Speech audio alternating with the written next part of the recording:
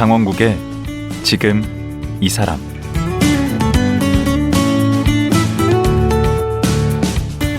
안녕하세요. 강원국입니다. 이 세상에 올 때는 벌거벗은 채 아무것도 없이 태어나지만 세상을 떠날 때는 유품이라는 것이 남습니다. 사용하던 물건들, 옷가지, 사진, 고인이 소유했던 것들이 남게 되는데요. 주인은 세상을 떠나고 없지만 유품들은 한 사람이 살았던 흔적이고 기억인데요. 이런 유품들을 정리해주는 분들이 있습니다. 바로 유품 정리사입니다. 세상과 마지막 이별을 한 후 이승에 남은 고인의 짐을 정리해서 하늘로의 이사를 도와주는 유품 정리사. 키퍼스 코리아 김석중 대표 만나보겠습니다.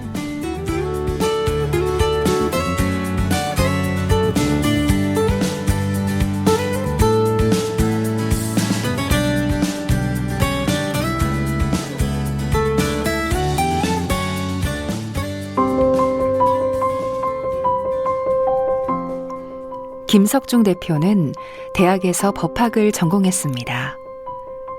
무역과 유통업계에서 일을 하던 중 2006년 아끼던 회사 동료가 세상을 떠나면서 일에 회의를 느끼게 됐습니다. 그 뒤로 일본에서 유품정리법을 배워 2007년 한국 최초의 유품정리 전문 회사를 설립했습니다. 고독사 개념을 최초로 한국에 소개했고 고독사 예방대책 연구와 자살 예방 활동을 펼치고 있습니다. 쓴 책으로는 누가 내 유품을 정리할까가 있습니다. 네, 김석중 대표 나오셨습니다. 안녕하세요. 예, 안녕하십니까. 왠지 유품 정리사라고 그러니까 좀 표정도 좀 무거우실 것 같고 저는 되게 밝으시네요. 예, 원래 죽음과 관련된 일을 하면 삶을 많이 생각하기 때문에 되게 표정도 좀 밝아지고 그런 것 같더라고요. 아, 오히려 또 그렇구나. 네. 늘 이렇게 죽음을 마주하면 왠지 이렇게 좀 어두우실 것 같다는 선입견, 편견이네 그것도. 처음에 시작할 때는 아무래도 조금 저도 죽음이라든지 이런 부분들은 어둡다라고 생각을 했었는데 이제 지금은 익숙하니까 또 직업으로 이제 이런 일들을 하니까 이제 생활 속에서 이제 저한테는 하나의 삶의 일부분이 되었으니까 그래서 굳이 뭐 어렵다거나 그렇진 않습니다. 또 그 유품 정리사, 네, 이 구체적으로 어떤 일을 하는 건가요? 유품 정리사는 돌아가신 고인분들이 이제 세상과 작별하는 것을 도와드리는 일을 하고 있고요. 물건이라든지 또 재산이 상속이 잘 될 수 있도록 또 서류를 잘 챙긴다든지 이런 일들도 하게 되고요. 또 유족분들이 슬픔 속에 지금 잠겨 있기 때문에 유족분들을 위로해 줄 수 있는 일들도 하고 있고, 그런 것까지도 다 이제 함께 담당하는 게 이제 유품정리사죠. 그런 일은 그냥 자체적으로 가족들이 이렇게 할 수 있을 것 같은데 굳이 유품정리사가 이렇게 필요한 이유가 있나요? 원래는 이게 이제 다 가족들이 담당했던 일이고 또 가족이 해야 되는 일인데 한 분이 돌아가시게 되면 유품 나오는 게 무려 한 3톤에 해당하는 만큼 엄청나게 많은 유품이 이제 발생을 하는데 3톤이요? 네네. 이제 그것도 평균치가 3톤 정도 이제 나온다고 보시면 될 거예요. 이 부모님 집에 있는 물건들 가운데에서 일부는 유족분들 집으로 이제 옮겨야 될 부분들도 있을 테고. 예, 그 남길 거 이제 귀중품이라든가 이런 게 있고. 네. 그 다음에. 그리고 또 집에 있는데 만약에 이걸 도저히 남길 수가 없다. 그러면 이제 매각을 한다든지. 또는 폐기. 예, 폐기를 한다든지. 판단을 하셔야 되는데 중고를 뭐 한 번도 팔아보신 경험이 없는 분들이다 보니. 그렇겠네. 그러니 뭐 이 또 이사를 또 해야 될 부분들도 있을 테고 여러 가지 일들이 복합적으로 이렇게 돼 있기 때문에 이건 단순히 유족분들이 그냥 가족들이 설령 있다 하더라도 어디서부터 시작해야 될지를 모르는 이런 업종인 거예요. 예전에 대가족으로 살았을 때 같으면 그냥 물려서 썼으니까 그 집에서 그대로 있었으니 이제 전혀 상관이 없는데 지금은 각자 떨어져서 살고 있으니까. 딴살림이니까. 예, 딴살림이니까 어쩔 수 없이 이제 정리를 해야 되는 이런 게 이제 발생을 하는 거죠. 그러면 이제 유품 정리사가 이제 현장에 가시면 네네. 어떤 절차로 이렇게 정리를 하게 되나요? 제일 먼저 유족분들을 이제 모아놓고 예. 요구사항을 한번 들어보는 거죠. 예. 가닥 잘못해버리면 상속 문제라든지 이런 것들로 이제 분쟁이 일어나서 싸우게 되니까 네. 제일 먼저 이제 의사를 합의를 해야 되고 목록을 하나씩 작성을 이제 하는 거죠. 예. 목록을 작성할 때 이건 어디로 가야 될지 또 이건 또 어떻게 해야 될지에 대한 대충의 이제 아웃라인을 정해놔놓고 아, 이건 누가 갖고 네. 이거는 뭐 어떻게 버리고 뭐 이런 걸 정리하는 네. 그런 거에 대한 전체적인 요구사항을 다 파악한 이후에 예. 이제 그리고 나서 이제 실행을 하는 날 예. 본격적으로 이제 실행을 하기 위해선 충문이라고 하는 걸 먼저 이제 시작을 하게 되는 거예요. 그게 뭐죠? 충문은 고인께 이제 인사를 드리는 절차인데요. 예. 유품을 정리하는 거는 장례 행위에 연속된 이제 우리 상례 행위라고 하는데요. 예. 장례를 치르고 나서 이건 이제 고인 건데 예. 아무런 허락 없이 그냥 만진다고 한다면 그거는 입장을 바꿔서 저라도 만약 제가 고인이라고 한다면 기분이 나빠서 안 좋을 것 같아요. 고인께 그래서 허락을 받는. 네. 그래서 고인한테 일단 먼저 인사를 드리고 네. 고인의 입장에서 정리를 하겠다라고 하는 이제 허락을 구하는 건데 일종의 일을 하는 사람들이거나 남아 있는 가족들이 예. 다짐을 하는 그런 이제 의식 절차인 거죠. 예. 또 고인들이 생각할 때 이제 부끄러운 거라든지 이런 것들도 또 있으니까 예. 그런 부분들은 고인의 입장에서 먼저 이제 좀 가려준다든지 예. 고인의 명예를 존중할 수 있는 부분들을 좀 하겠습니다라고 네. 그렇게 충문을 충고를 하시고. 하면서 이제 네. 끝나고 나면 편히 영면하시라라고 하는 이런 의식을 이제 저희가 먼저 하는 거죠. 예. 그래서 이제 장례의 일종으로서 이제 저희들이 이제 하는 부분들인데 제사가 아니기 때문에 목례 같이 하시는 목례나 묵념을 묵념. 예, 예. 하게 되는데 예. 그 충문이 끝나고 나면 비로소 이제 본격적으로 유품을 이제 정리를 하는데 네. 정리하실 때 이렇게 주안점을 둬서 하는 부분들이 뭐가 있을까요? 네, 제일 먼저는 일단 버려야 될 거 하고 남겨야 될 것들을 이제 구분을 하는데 예. 구분을 하려면 고인에 대한 성향을 알아야만 남길 수가 있잖아요. 그게 의미가 있는지 없는지를. 의미뿐만이 아니고 여기에는 고인이 소중하게 여겼던 것들이 있는데 유족들한테는 별로 필요 없는 것들이 또 있어요. 예. 또 유족들한테는 엄청나게 필요한 부분들인데 고인이 별로 이거는 가지려고 하지 않았던 부분들도 있을 테고 또 고인분 한 사람한테만 국한되어 있는 게 아니고 이걸 기록으로 남겨야 될 만한 어떤 사료로 써야 될 부분들이 있다고 한다면 그런 부분들도 골라내야 될 부분들이 있고요. 그렇겠네요. 예, 그리고 이게 국가적인 부분들로 이게 문화재로 등록이 돼야 될 부분들이다. 그러면 이제 국가적인 부분들도 생각을 해야 될 부분들이 네. 있고 예컨대 유족들 가운데서 이민을 가져서 해외에 계신다고 한다면 이분들이 유품이라고 해서 자신의 부모님 거라고 무조건 들고 나가게 되면 해외로 이제 문화재가 반출되는 이런 엄청난 일들이 발생할 수 있기 때문에 네. 그런 부분들은 이제 미리 이제 안내를 말씀을 드리죠. 네. 조심해야 될 부분들이라든지 예. 그러면서 하나씩 이제 남기는 과정 속에서 또 네. 추억이라든지 이런 것들도 또 상관이 있는 부분들이기 때문에 예.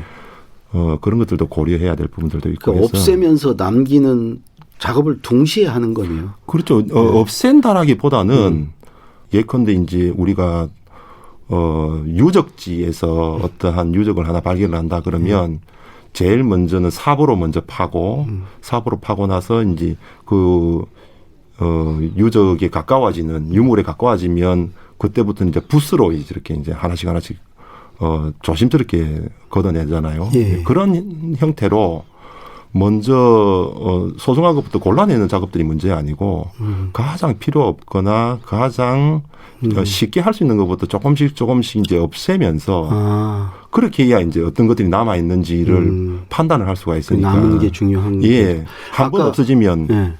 한 번 없어지면 다시는 찾을 수가 없으니까. 고인을 이렇게 알아야 이제 그런 정리가 이제 가능하다고 그랬는데 네. 고인을 알 수 있는 포인트가 좀 있을 것 같아요. 예를 들어서 뭐 많죠. 책장이라든가 이런 네네. 걸 보면은 어디를 보면 이렇게 고인이 어떤 분이셨는지 알 수 있나요? 제일 먼저 이제 현장에 들어가기 전에 네. 청취라고 하는 것부터 먼저 시작을 해요. 예. 이웃 주민분들이라든지 혹은 또 뭐 경비실에 계시는 이제 경비원 분들이라든지 또 유족분들이라든지 이런 분들에 대한 이야기들을 먼저 많이 듣고 예, 예. 그리고 나서 이분에 대한 것들을 이제 추측을 하고 집에 들어가서 이제 살림살이라든지 이런 부분들에 대한 것들을 보면은 금방 딱 알 수가 있는 거죠. 예. 뭘로 알 수 있죠? 냉장고를 한번 열어본다든지 예. 또 책장에 이제 책을 본다든지 평소 뭘 드셨는지, 뭐를 네네. 읽었는지, 네네. 옷을 이렇게 이제 본다든지, 옷장. 네, 옷장을 본다든지, 그렇게 해서 이제 하나씩 열어보면, 네. 저희들이 하는 작업들은 고인분들은 어쨌든 물건을 순차적으로 이렇게 쌓아 놓으셨을 거 아니에요. 그렇죠. 1번부터 해서 1번, 2번, 3번, 4번 이런 식으로 순차적으로 쌓아 놓았다고 한다면 저희들은 이제 걷어내는 작업이니까 시간의 역순으로 이제 생각을 하는 거죠. 그러면 4번, 3번, 2번, 1번이라고 하는 순으로 그 눈이 이제 저희들은 발달되어 있으니까. 지층 분석하듯이. 예, 그렇죠. 그러면 이제, 이분이 왜 여기에서부터 출발했구나. 이런 생각들이 어디에서부터 시작됐구나라는 것들을 저희들이 이제 알 수가 있으니까 그렇게 이제, 판단을 하게 되는 거죠. 그러니까 이렇게 평소에 드셨던 거 보고 이런 거 보면 기호라든가 네네. 그 또 뭐 책을 보면 그분이 관심이 있었던 분야라든가 옷을 보면 또 뭐 이렇게 등산을 좋아하셨는지 네네. 뭐 스포츠를 좋아하셨는지 이런 것도 알 수 있겠네요. 네네, 그 그렇죠. 취미가 뭐였는지. 그렇죠.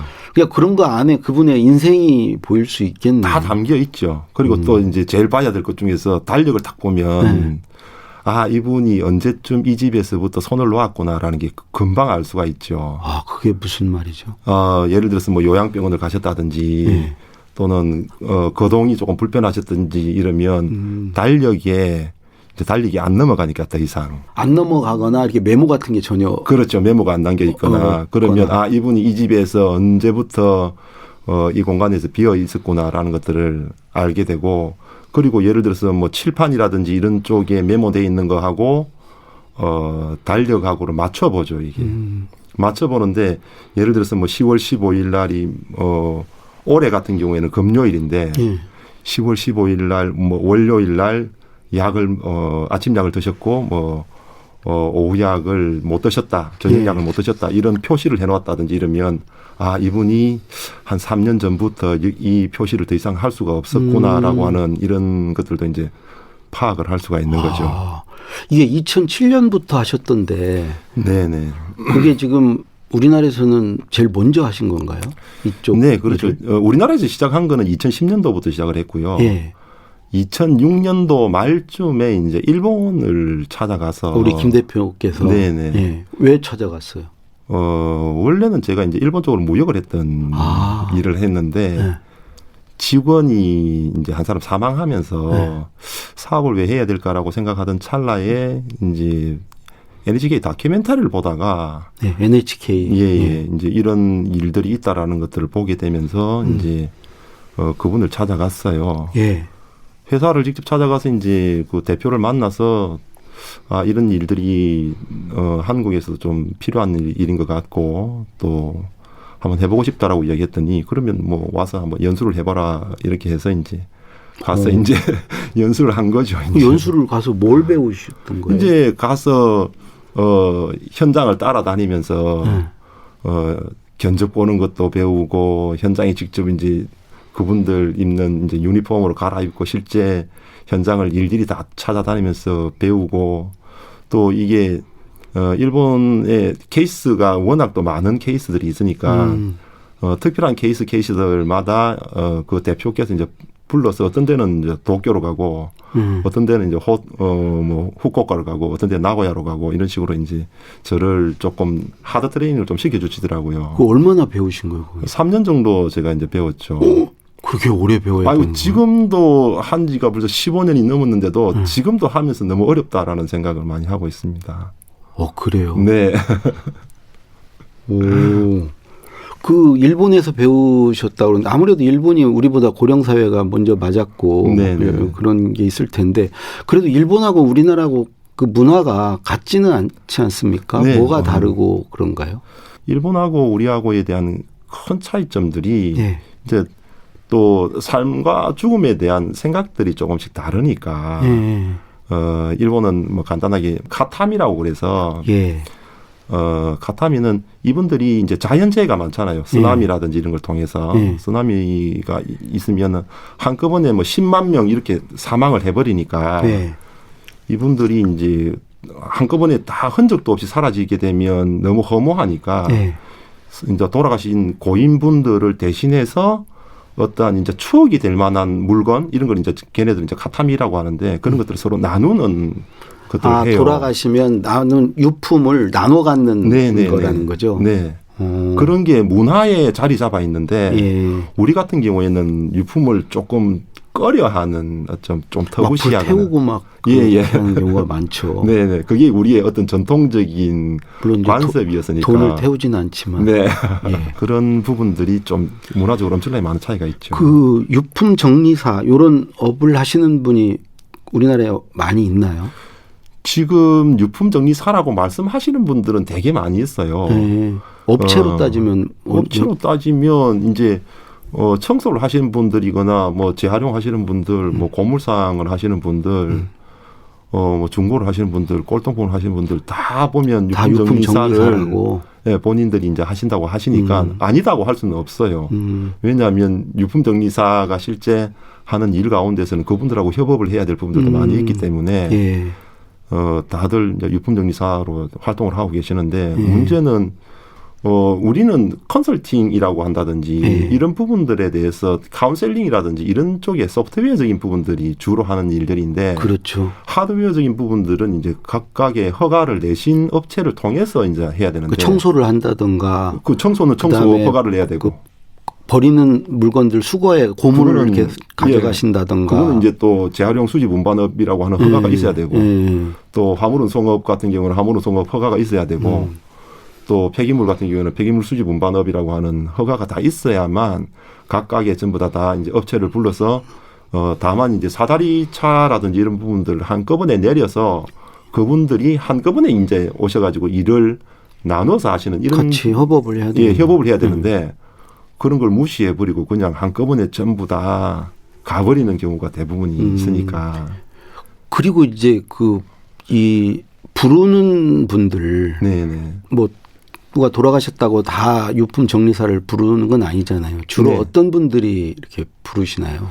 제일 많은 거는 이제 해외에 계시기 때문에 못 오신다든지 예. 아니면 지방에 떨어져 있어가지고 곧바로 이제 장례 치를 때까지는 장례를 잘 치른다고 이제 가족들이 다 모였는데 장례 치르고 나서 복귀를 해야 되니까 그렇죠. 그 많은 짐들을 이제 가족들이 어떻게 해결을 할 수가 없으니까 그다음에 이제 자녀가 몇 명 없는데 딸만 계신 분들 특히 이제 이 남자의 손도 좀 빌려야 될 부분들이 있는데 따님만 두 분이 있다든지 이러면 이제 어떻게 해야 될지를 모르시니까 그렇겠네. 예, 그다음에 또 뭐 선생님 출신처럼 예를 들어서 뭐 그간에 있었던 이력들이 되게 많이 남아 있어서 이걸 뭐 이 많은 정보라든지 이런 것들을 어떻게 처리해야 될지를 모르시는 분들 상을 너무 많이 받으셔가지고 어떤 것들을 남겨야 되고 어떤 것을 버려야 될지 이런 것들도 이제 판단하시기 어려우신 분들이라든지 저는 다 모아놓았거든요. 네, 그렇죠. 저의 아카이브를 내가 만든다. 그래서 지금 다 모았는데 아내가 매일 버리라고 도대체 왜 그걸 이렇게 쌓아두냐고 그러는데 이제 나중에 봐라. 이게 나중에 다 추억이고 우리 자식이 이걸 보고 나를 기억할 거다. 예, 거기서 이제 버릴 걸 사실 버려야 되죠. 그렇죠. 근데 한 번 가면 비용은 얼마나 받으시나요? 비용은 이제 유품을 정리하는 비용이 별도로 있고 예. 그다음에 이제 반출하는 비용이 따로 있으니까 유품을 정리하는 비용은 사람이 예를 들어서 뭐 4사람이 들어간다든지 아니면 6사람이 그렇게나 들어간다든지 많이 들어가야 됩니까? 보통 한 30평으로 기준으로 한다고 그런다면 4사람이 들어간다고 하더라도 부족하죠. 그럼 4분이 들어가서 예, 몇 시간 동안 작업을 해야 돼요? 하루 정도로 해도 안 될 경우들이 있으면 2일이고 3일이고 넘어갈 경우들도 있고 뭐 조금 더 길어지면은 일주일 걸리는 경우들도 있고 그렇죠. 그렇겠네요. 이게 천국으로 이사라고 이렇게 돼 있던데 예. 그냥 이사보다 훨씬 어려운 그렇죠. 작업이죠. 이사는 바로 포장해서 패킹을 한다든지 그냥 해버리면 되지만 네.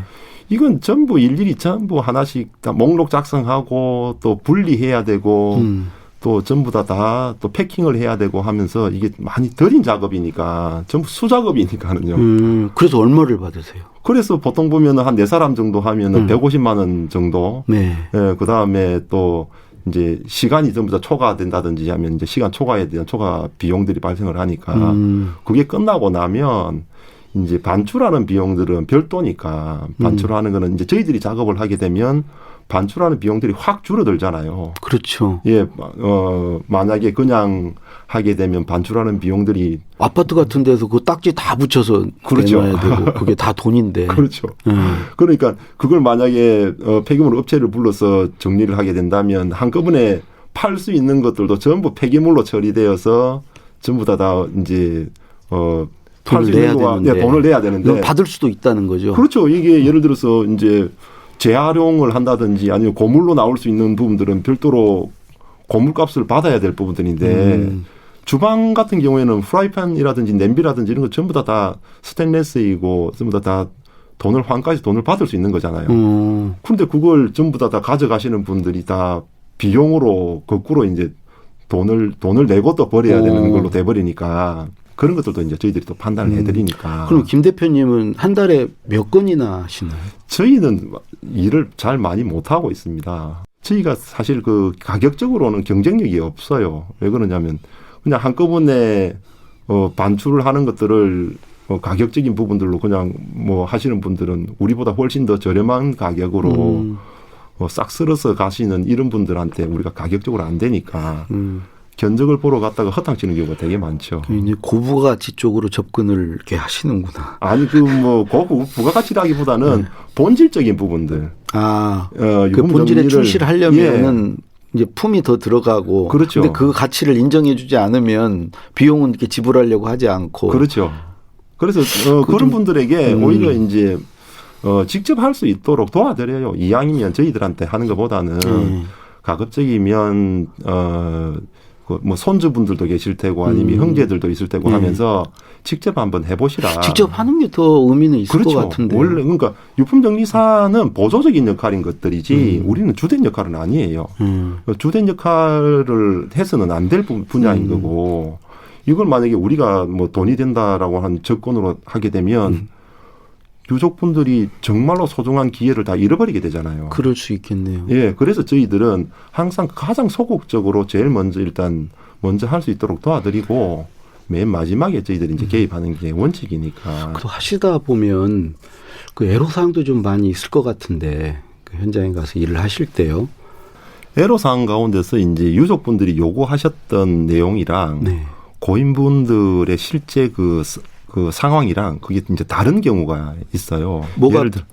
예를 들어서 빠졌다, 뭐 돈이 없어졌다, 뭐 그런 거예요. 아니요, 뭐 돈이나 이런 것들이라기보다는 이제 방향성을 저희들이 정할 때 이분들이 어떤 지위적으로 조금 높은 데 올라가셨다가 갑작스럽게 이제 퇴직을 앞두고 어떤 불미스러운 일들이 좀 떨어져서 여러 가지 법률적인 문제가 얽혀질 거고 이런 부분들이 있으면 법률 관계 서류들을 계속해서 이제 그 관점에서 먼저 모은단 말이에요.